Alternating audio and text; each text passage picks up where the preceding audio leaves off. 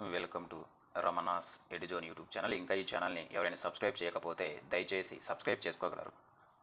So మనము ఈ చిన్న వీడియోలో ఇటీవల ఏపీపీఎస్సి ఈఓ గ్రేడ్ 3కి సంబంధించి కొన్ని ముఖ్యమైనటువంటి ఈఓ కరెంట్ అంశాల మీద మనము ఎగ్జామినేషన్ పాయింట్ ఆఫ్ వ్యూ చర్చించుకుందాం. ఇక్కడ మనము గమనిస్తే మొదట నేను ఏం రాశాను చూడండి ఇక్కడ.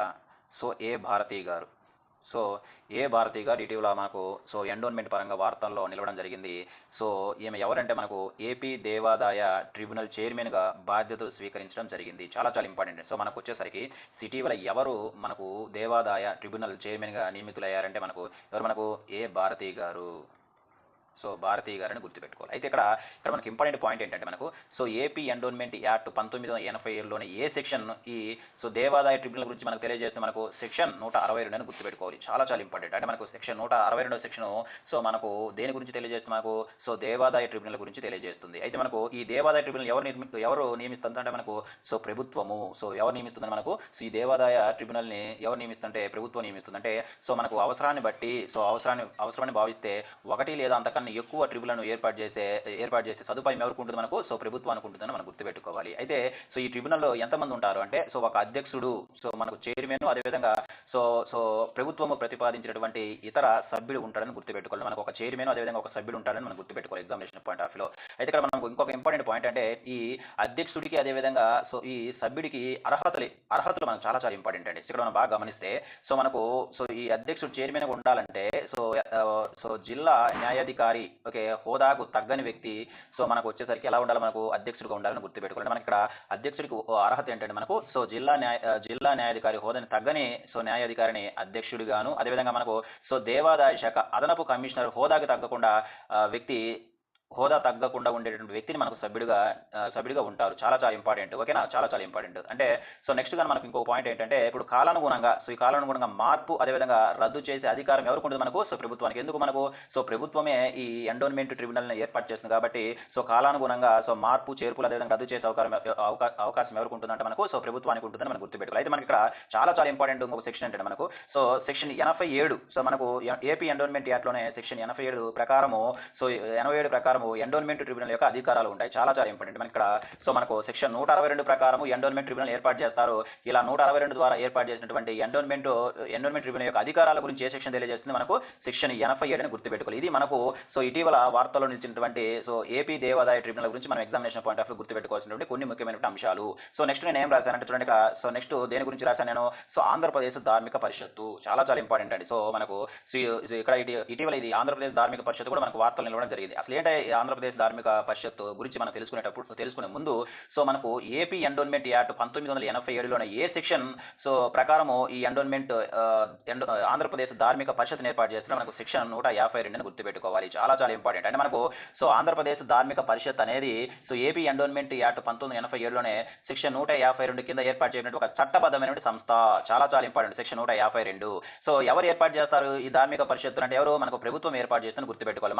మనకు దేవాదాయ ట్రిబ్యునల్ అవ్వచ్చు, అదేవిధంగా మనకు ఆంధ్రప్రదేశ్ ధార్మిక పరిషత్ అవ్వచ్చు, ఈ రెండింటిని కూడా ఎవరు ఏర్పాటు చేస్తారు మనకు ప్రభుత్వం ఏర్పాటు చేస్తుందని మనం గుర్తుపెట్టుకోవాలి. అయితే ఇక్కడ మనకు ఎంతమంది సభ్యులు ఉంటారు దీంట్లో అంటే మనకు ధార్మిక పరిషత్తులు ఎంతమంది సభ్యులు ఉంటారు మనకు మొత్తము 21 మంది సభ్యులు ఉంటారని మన ఎగ్జామినేషన్ పాయింట్ ఆఫ్ వ్యూ గుర్తుపెట్టుకోవాలి. ఇక్కడ మన ముఖ్యమైనటువంటి మరో పాయింట్ ఏంటంటే ఈ ఎండోన్మెంట్ శాఖ మంత్రి అయినటువంటి అంటే ఎండోన్మెంట్ శాఖ మంత్రి వచ్చేసరికి మనకు ఈ ధార్మిక పరిషత్కి ఏంది చైర్మన్ గా ఉంటాడు. అంటే ఆంధ్రప్రదేశ్ ధార్మిక పరిషత్కు చైర్మన్ ఎవరయ్యా, మనకు ఎండోన్మెంట్ అంటే దేవాదాయ శాఖ మంత్రి అని గుర్తుపెట్టారు. చాలా చాలా ఇంపార్టెంట్. గతంలో పెట్టడం జరిగింది.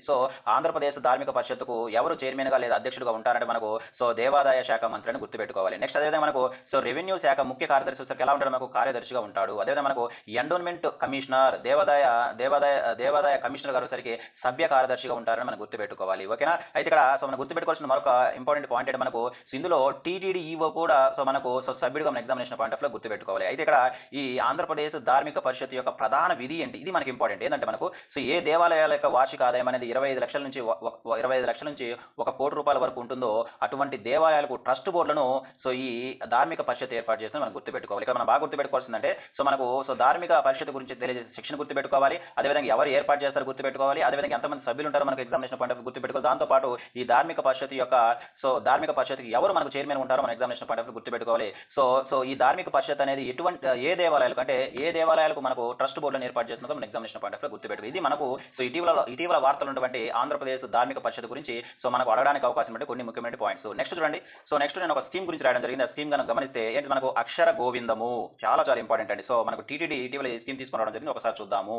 ఇక్కడ మనం బాగా గమనిస్తే అక్షర గోవిందం. సో ఈ అక్షర గోవిందం అనేది ఏంటంటే ఒక చూడండి ఇక్కడ ఒక కార్యక్రమం అండి. అంటే చూడండి సో తిరుమల తిరుపతి దేవస్థానము అక్షర గోవిందం అనే సో కార్యక్రమమును సో పిల్లల విద్య మరియు సో ప్రసాద కార్యక్రమాల కోసం ఉద్దేశించబడినటువంటి ఒక ఉచిత ఆధ్యాత్మిక సేవ.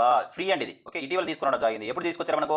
సో జూలై 3, 2026 తారీఖున తీసుకొని రావడం జరిగింది. అసలు ఏంటంటే సో మనకు ఇక్కడ అక్షరాభ్యాసం కోసము 3 సంవత్సరాల నుంచి 5 సంవత్సరాల వరకు వయసు గల పిల్లలు మరియు సో అన్నప్రాసన కోసము తీసుకొచ్చినటువంటి కార్యక్రమం ఏంటంటే మనకు అక్షర గోవింద కార్యక్రమం మనం గుర్తుపెట్టుకోవాలి. అయితే ఎక్కడ ఈ అక్షర గోవింద కార్యక్రమం మనకు సో తిరుపతిలో నిర్వహించబడుతుంది అంటే మనకు శ్రీ వాకుల మాత ఆలయంలో నిర్వహించబడుతుంది. చాలా చాలా ఇంపార్టెంట్. ఓకేనా? అదేవిధంగా ఇక్కడ బాగా గమనిస్తే సో మనకు రోజులు అంటే 2 విడతలలో రోజుకి 50 మంది పిల్లలకు మాత్రమే సో 50 అంటే మనకు రోజుకి ఎంతమందికి సో ఈ కార్యక్రమాన్ని ఉపయోగించుకునే అవకాశం ఉంటుంది? మనకు 2 విడతలలో కేవలం 50 మందికి మాత్రమే సో ఈ అక్షర గోవిందం అనే కార్యక్రమము సో నిర్వహించబడుతుంది. మన ఎగ్జామినేషన్ పాయింట్ ఆఫ్ లో గుర్తుపెట్టుకోవాలి. అదేవిధంగా ఎక్సెప్ట్ మంగళవారం అంటే మనకు ఈ అక్షర గోవింద కార్యక్రమం ఏ రోజున నిర్వహించబడదు? మనకు సో మంగళవారం అని గుర్తుపెట్టుకోవాలి. ఓకేనా? ఇది మనకు ఇటీవల టీటీడీ తీసుకొచ్చినటువంటి సో అక్షర గోవిందం అనే కార్యక్రమం గురించి మనం ఎగ్జామినేషన్ పాయింట్ ఆఫ్ లో గుర్తుపెట్టుకోవాలి. ఇదే విధంగా మనకి టీటీడీ చైర్మన్ ప్రెసిడెంట్ ఎవరు? మనకు సో బిఆర్ నాయుడు గారని మన ఎగ్జామినేషన్ పాయింట్ ఆఫ్ లో గుర్తుపెట్టుకోవాలి. ఇది మనకు సో అక్షర గోవిందం మీద మనకు రావడానికి అవకాశం ఉంటే కొన్ని ముఖ్యమైనటువంటి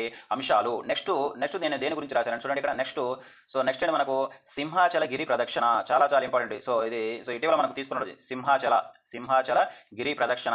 సో ఇక్కడ మనం బాగా గమనిస్తే సో మనకి ఎక్కడ ఇది వరాహ లక్ష్మీ నరసింహస్వామి సింహాచల కొండ ఎక్కడ మనకు విశాఖపట్నంలో ఉన్నట్లుగా మన ఎగ్జామినేషన్ పాయింట్ ఆఫ్ లో గుర్తుపెట్టి ఇక్కడ మనకు చందనోత్సవం జరుపుతారండి. చాలా చాలా ఇంపార్టెంట్ చందనోత్సవం.